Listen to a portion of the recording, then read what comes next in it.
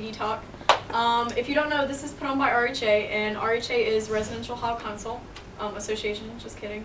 And the purpose of RHA is kind of to be the liaison between the students and the pro staff, and just, we do a lot of things. We provide programs like this. We listen to the voices of the students and hear their opinions. We do a lot of things. So if you're ever interested in maybe joining our organization, or you want to get more involved within your residential hall, we have office hours. Katie Kneller is our sponsor. Bless you, Chris. Christopher is our mascot. So yeah, this has been put on by RHA, and we appreciate all of you coming here. And without further ado, this is your host, Kevin. Yes. I am the director of Iggy Talks. That's my new title. For those of you who don't know what an Iggy Talk is a lot like a TED Talk. For those of you who don't know what a TED Talk is, it's a conference where a lot of very smart people with very interesting things to say get together and tell a story, and by telling their story, they educate people, hopefully, and to have a lesson for you to learn through each story. Just read my card and make sure I know what to say. I'm sorry about that. After the talk, there will be a Q&A for Akeem. I'll moderate that. And without further ado, let's please welcome Akeem Biggs.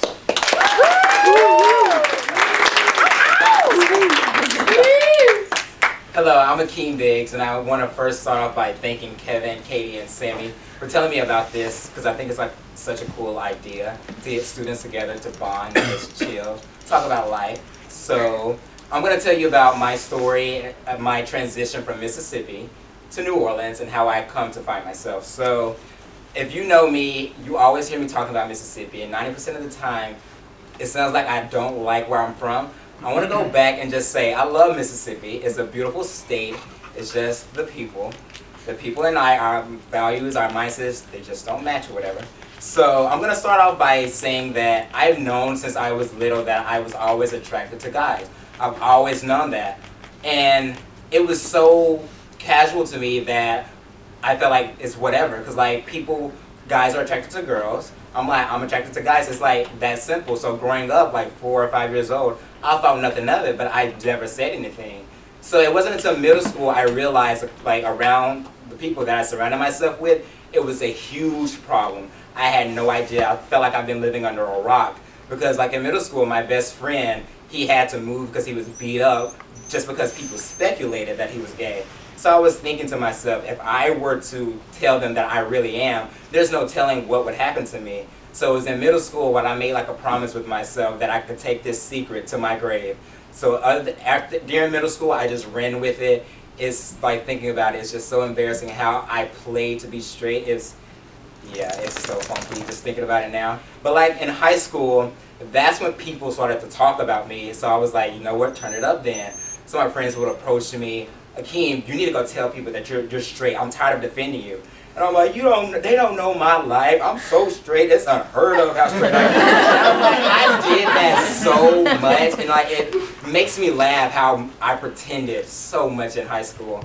But like they made you so afraid to be you. So I felt like out of all things, that's what I had to do. So junior year of high school, I joined theater, and then it cranked up. So like I walk down the hallways, the guys would walk by me like, Akeem, hey Akeem, and I'm like, what is this? I'm like, I don't have time for this. Like, I'm trying to get throughout high school and just get out. But it was very hard to the point like I would go home every night.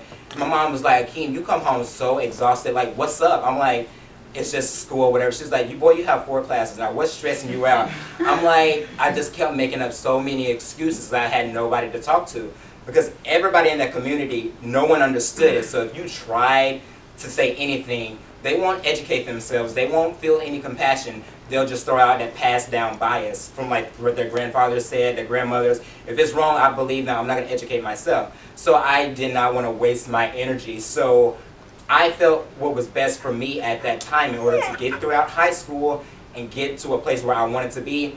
I shut my mouth, I nodded to everybody, and I became the ultimate people pleaser. And that was the most exhausting and strenuous thing I've ever done in my life, because they will always come up to me, like so many of my friends. Akeem, we thought you were gay when we first met you, but we just see you're super flamboyant, you're super friendly, and that's what it is. And I'm like, yeah, but I am gay, and I could never communicate that because they wouldn't understand. So high school was hell for me. I did not like it. Senior year, I continued to do the same thing. I brushed off my feelings. I devalued myself. I let everybody control my life by allowing me to pretend to be something I'm not. So senior year came, I graduated, and I told myself, when I get to college, I'm going to be A-okay. I'll be able to express myself. Nothing's going to hinder me. Get to college, freshman year, I continued. People kept coming up to me, Akeem, tell people you're not straight. Tell people you're not gay. I'm like, I'm not gay. They don't need to be talking. I'm like, and I'm thinking, why? I'm in such a different environment. I shouldn't be doing this. But then I just walked around campus, and it was just so weird to me. I'm like, there's no way in hell these people are this accepting. I'm like, because you come from Mississippi, and you come here, it's so, like, two completely different worlds. I'm like, it's like a gimmick. There's something, like, not true about it.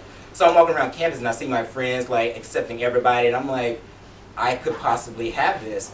But it was just so hard because I had nobody to turn to and help me initiate those proper steps. So it was towards the end of my freshman year, the first semester of it, I had my final project in acting, and I had to kiss a girl. And it was a very interesting, oh Lord. It was, right, the girl that I had to kiss was a Shelby Curry. She's a theater major with me. She's so cool.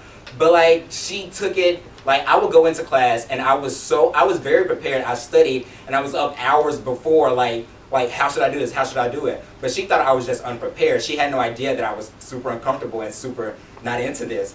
So the final day when we did our performance, I could not, we should have gotten a better grade if I was an actor, not just pretended, whatever, but I just couldn't do it. So to this day, we were talking about it like last week. She was like, I took it that you was just like unprepared with class. I'm like, Shelby, you don't understand. She was like, it makes so much sense now. So like, I went to talk to my teacher, because my teacher, Patrick Jendusa, he was like, boy, this day I saw you come into class and I saw the way you was switching your butt. I knew it. I was like, but I felt like I was putting up the best act no one could tell. So he told me, like, it's just between me. Like, I can do whatever I wanted to. But I'm like, that's so easier said than done. Like, what steps should I take, whatever. So he was just like, stop denying it. Stop lying about it. So when I went to his office, we were there for 40 minutes, and I didn't mention I was gay because I couldn't bring myself to say it. So 40 minutes into that conversation, he's just sitting there like this, like, I'm rambling on about my life. He was like, just get to the point, Akeem, just say it, just say it. And it's like 45 minutes now. He was like, Akeem, stop. What do you want to tell me? I'm like, I don't, and I just started going off on this another tangent. He was like, stop. Akeem, just say it. I'm like, what? He was like, say it. I'm like, I'm gay. He was like, thank you. That's all you need to say. Like, I couldn't accept it for myself because growing up, I just cleared it from my mind, and I tried to change so much. But after second semester, after going home for Christmas, I saw one of my best friends, Jeremy, for like 7 years. And that was my first step. I'm like, I could either hide and go back to New Orleans and continue to pretend, or I can face it right now in my hometown. So it was after our Christmas party, we just chilled, and I sat on the side of the street with him. And I was just like, there's something I need to tell you. I've been going through some things in college, and I still couldn't bring myself to say it. And he just looked at me. He was like, Akeem, it sounds like you're trying to tell me you're gay. I was like, thank you for saying it. I couldn't. And he was super accepting, whatever. And I'm like, that started to like spark something within me. I'm like, that was super easy. And it seems like he already knew. So I'm like, this act that I'm pulling up probably is not the best thing. So come back to Loyola, and I can't even lie, I was super, like, I can't get my words right. I was such a super changed person.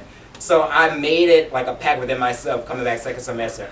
Like, it was so hard and so tiring on my body to lie and pretend. Just go in it and just stop denying it. I wasn't going to go around campus and flaunt it, but I was just going to like start accepting it for myself. So if someone would have asked me if they had common courtesy to do that, I was just going to be honest. I'm attracted to guys. Is that a problem, whatever?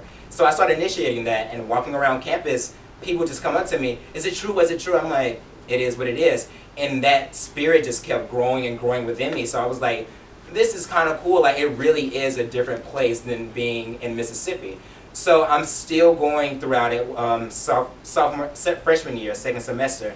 And then my teacher, he was like, Akeem, when do you want to tell your mom? I'm like, I kind of want to get my support system here first because it's better here. So he was like, Akeem, just go tell your mom. I'm like, it's not that easy. So I had my first college show, second semester, my freshman year. He was like, Akeem, when your mom gets here, talk to her in your room. So she was coming to my room. I'm like, I don't want fat on my plate before I have to go on the stage because there's no telling what I would do. So I put it off. I kept putting it off until right before I came back to Loyola this year, a couple of months ago. It was the day before I was going to come back, and I was like, Mama, I need to talk to you. So she was going to come in my room, but then my stepdad out of the blue showed up at our house. I was like, I do not want to put this off any longer.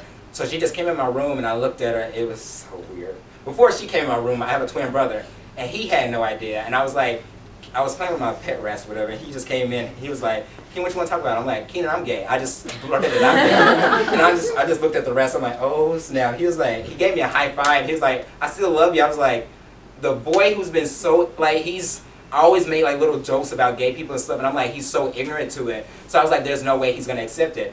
But he just gave me a high five, said he loved me. I'm like, what the hell is life? Like, that was the best thing. So he did that. And then my mom came in like 30 minutes later. And he told me before, he was like, just say it, Akeem. Like, stop hiding it. I always knew. So my mom came in the room, and I was like, Mom, I want to tell you something. And she just looked at me. And I was like, Mom, I'm gay. And she just looked at me. She was like, why? I was like, what do you mean why? And she was like, no, I'm fine, but why did you wait so long? I'm like, Mama, 19 years. Did you not know anything? She was like, no. I'm like, Mama, it takes people 3 minutes at Loyola to get it. 19 years for you to get it. She was like, I really didn't know. I was like, well, I guess the act was pretty dang good in that case, whatever. But she told me, I looked at her and she sat on my bed. She was like, after 19 years, what makes you think I'm going to stop loving you now? You're going to keep living your life. I'm Queen Bee, you my prince, you got it. I'm like, Mama. Like, I just cried and hugged her for like hours then. So after that, I came back sophomore year, kicking butt. I could care less what you think about me. Like, I'm just super happy I'm in such a better place. But it really took me leaving that bubble of Mississippi, and like, this is so real. Like, people are accepting. They are super loving. There's no gimmick, and it's beautiful. So I saw that. I'm like, if this can happen here, there's no telling where I can take this throughout the world. So like, that's where I am in life right now. I am proud of who I am. I'm going to keep rocking it till the day I die. So thank you, and that's my story.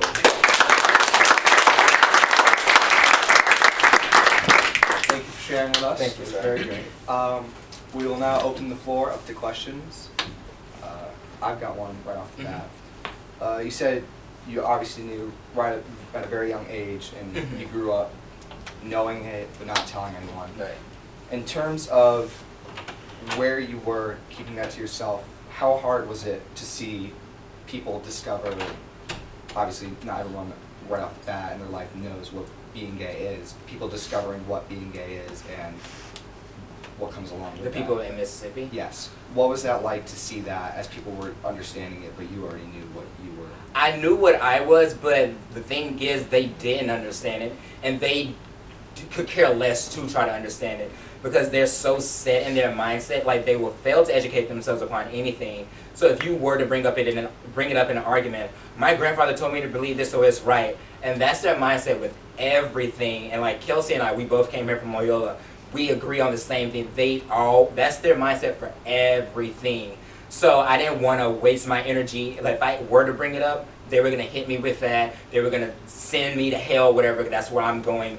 So I couldn't like bring it up and waste my energy to do that. So I felt it was best for me just to skate on by, keep my mouth shut, and just agree with everybody to keep my name clear and just scoot on the radar. So that's what I did.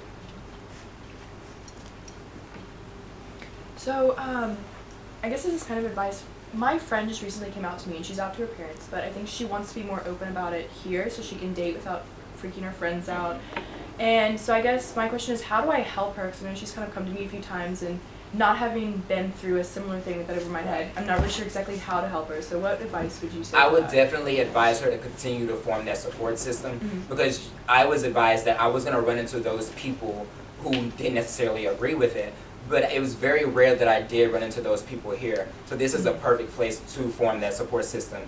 But I would tell her not to deny it. Don't let anything hinder. Like, it's easier said than done for me to say. It's easier said for me to say that. But I would say keep going and form the support system. And she has you, and you can help her along the way. But I just continue to talk to people and just stop denying that aspect of my life, and it would just grow from there. But stay with her and just continue to form that system. If she needs to talk to me too, I can talk to her. So you weren't close enough with your brother to tell him? We're super, super close, but like his jokes with like, when the gay jokes started to come in middle school, he jumped into the crowd and he started feeding into that. So I was like, you know what, only that aspect of my life I will keep to myself. But I think he knew, because like, he would see the way, I can't even do it. Keenan, he knows my life. He knows me. And I feel like he just tried to ignore it. He tried his hardest to ignore it, whatever.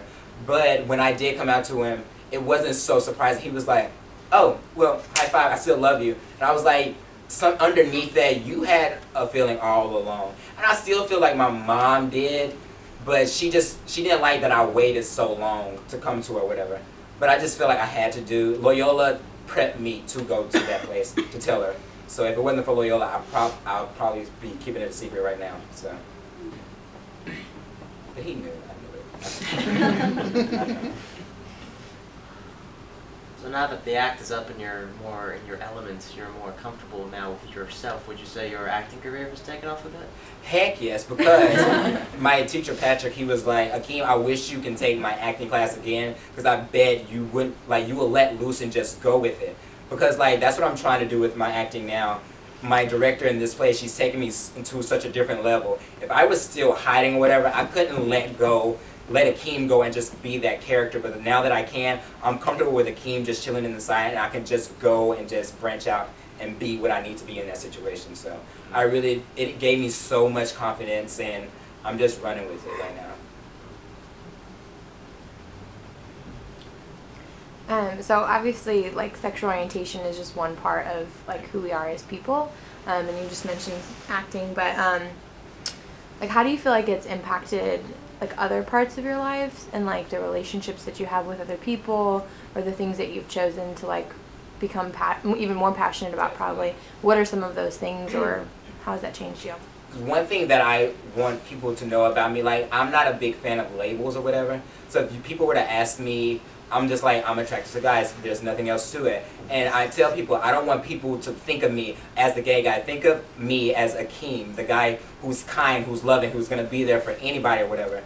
But that really unlocked a passion within me for service. So that's why I'm heading to Belize in 2 months. And after that, I'm heading to Quito, Ecuador to study. I'm like, if I was still trapped, I couldn't go out into the world because I'm not comfortable to put myself out there. But like, after I told my mom, that solidified everything with me. I'm like, I could care less what anybody else thinks, but now that she has my back, there's nothing I can't do. Like, I'm going forward with my life. So when I came back to school, I just jumped on so many opportunities. I just want to go out and just touch other children who didn't have that same opportunities. So that's my main goal in life right now. I know you said that the people who you did come out to were really accepting, but did you have to deal with people who weren't quite so accepting, and how did you handle their reactions?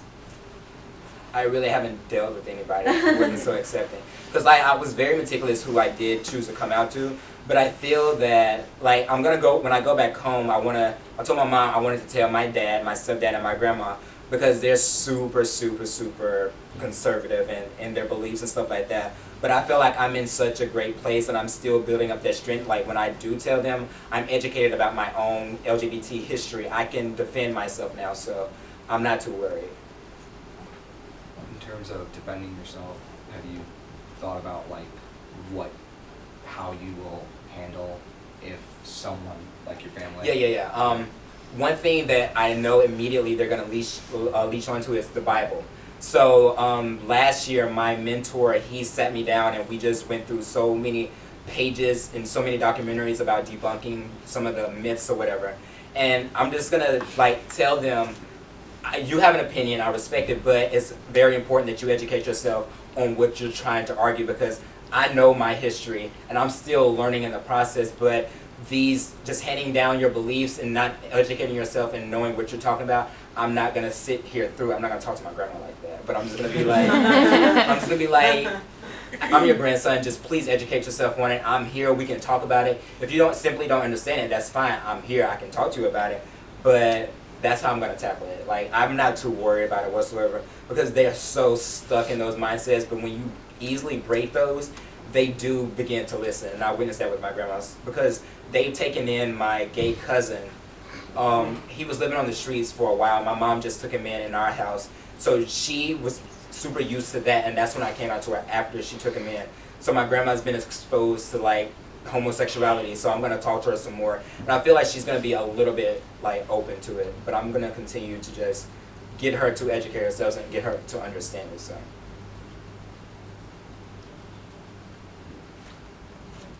So a few people, including Tyra Banks, have called the gay rights issue in America the new civil rights movement. So how do you react to that, and do you think there's been progress forward in the gay rights issues, and how do you see it maybe in the next 40 to 50 years? See, that's one of the arguments I got into like a Thanksgiving, last Thanksgiving, when I wasn't out or anything, and my cousin, she came in, and we always gather at my grandma's house for Thanksgiving. And a gay guy came on the TV, and she just started talking about him, whatever. And like, it was about the rights or whatever. She was like, he shouldn't have his rights, he's just nasty and all that stuff. And I'm like, less than 50 years ago, we barely had rights, and people were talking about us. So what gives you the right to say that about him? And she just sat there and began to think about it. I'm like, you should think, because that's the meanest thing. But like, no one knew, and then people started looking. I'm like, I'm just super passionate about my rights for everybody. That's why I like try to clear that up. But like, it's so evident now, and I like to think that we're advancing, but like, a few things I've seen like in the past few weeks, it's like we are advancing overall, but it's those few instances when you have people that are trying to take you back, but you can't focus on that because we have come so far, and I feel like it's only going to get better. But those little apples, you're not going to allow them to spoil anything. That's how I look at it. So I feel like the gay marriage issue is kind of going to be resolved soon. Like it's almost there. What do you think is next? Next. That's not a hard question. I don't know. I just know from my life, I'm gonna be happy. I'm gonna get married. I'm gonna get out of the United States, go live in my home country for a while, Africa. I really want to, and experience that. But I'll be back. But I feel like this nation is moving in the right direction, and we're gonna see some great changes. Gonna continue to grow. I don't know exactly what's gonna happen next, but it's gonna be great things. I'm confident. Since you brought up Africa, so how do you think it'll be going back there and being gay? I've never been there, so no going back. It'll be my first time. I'll tell people I'm from Africa. But no going back. It's no going back for me. That's one of the issues I ran into with the study abroad lady. She was like, if you want to go to Quito, Ecuador, it's super conservative there. So before we send you off, we're going to have to check with the families to see if it's okay if they have a gay student living with them. And I told her that's super okay, but that's what I really wanted to go to Argentina first, but that wasn't in the picture. So she said, Quito, Ecuador. And when she mentioned it's going to be super conservative, I have to be careful. I was like, I dealt with that in Mississippi. Like, I just want to be somewhere I'm free, I'm learning, perfecting my craft, theater and Spanish. But then again, I'm not going to run from it. That's going to be a great opportunity. And I feel like I'm in such a great place that I can tackle it. It's not going to be a huge issue. I'm gay. I'm in Ecuador. No, I'm here to learn about theater and Spanish. Let that be the main concern. If it comes up, it will come up. I can deal with it at that time. So like, if I do go to Africa, it'll be for like service reasons. I'm really looking into a program for next summer. But if I go, I'm just going to go to do my service. It's not, me being gay should not be a factor. I feel like maybe it's like stepping back, so I apologize, but because it was a great question. But you mentioned like the Bible and religion being a challenge for you when you're coming out. But I've also heard some of my friends share their struggle with their race and sort of identifying as African American or Black and sort of compounding that. And in that community, really struggling to come out. Have you experienced any challenges as it regards to like that aspect of who you are? There was one like last year, like there was an incident that the people that I surrounded myself with, they were super comfortable with it, but they kept equating my gayness with like being a black woman, a huge black woman, whatever. So they kept making so many jokes about that, and that's the only instance that I will say I've experienced that. But other than that, like I haven't seen anything like that. I'm just expressing myself, and it's like it's very easy right now. But like people keep telling me like there's gonna be some challenges, and I'm just waiting and just. I think I can handle myself, but I'm just waiting because it's just been really easy thus far. So I feel like there's just being careful who you do come out to first and having that system. So when you were making your decision to come to Loyola, was the community like a big part of that decision, like the accepting community? Yeah, New Orleans in general, I felt like the culture was just, for me, it's super colorful, it's so super lively, and like in order for me to do theater and just be me, this was the perfect place. I couldn't stay in Mississippi. Mm-hmm.